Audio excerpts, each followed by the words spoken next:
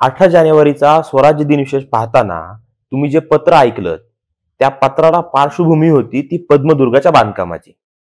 शिवाजी महाराजांना जंजिऱ्याचा किल्ला अनेक वर्ष घेता आला नाही आणि मग काय करणार, हरून बसणारे तर छत्रपती शिवाजी महाराज नव्हते.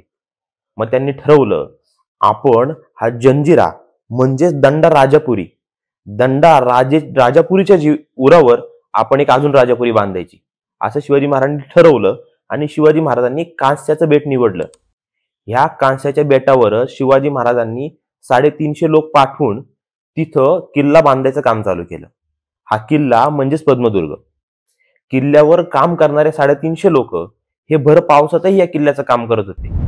हा किल्ल्याचं काम करत असताना उत्तरेकडून इंग्रज, पोर्तुगीज आणि दक्षिणेच्या बाजूने सिद्धी याचा खूप त्रास होत होता त्या आपल्या 350 लोकांना. मग अशा वेळी ह्या 350 लोकांना खाणं पोचवणे आणि रसद पोचवणे ह्याची जबाबदारी शिवाजी महाराजांनी जिवाजी विनायक या माणसाला दिली होती. मात्र हा माणूस या कामात दिरंगाई करत होता आणि याची तक्रार शिवाजी महाराजांपर्यंत पोहोचली आणि मग ह्या जाणता राजांनी ह्या जिवाजी विनायक याला खडे बोल सुनावले.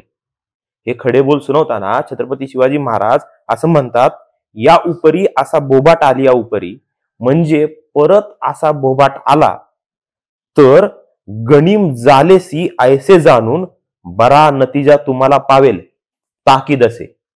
मला पुन्हा एकदा अशी कंप्लेंट जर का माझ्या सैनिकांकडून आली तर तुम्हीच गनीम आहात असं समजून आम्ही तुमच्यावर कारवाई करायला माग पुढे पाहणार नाही. इतकी फिकर होती ह्या राजाला त्याच्या एका मावळ्याची. म्हणूनच इतिहास त्याला जाणता राजा म्हणून ओळखतो. जय शिवराय.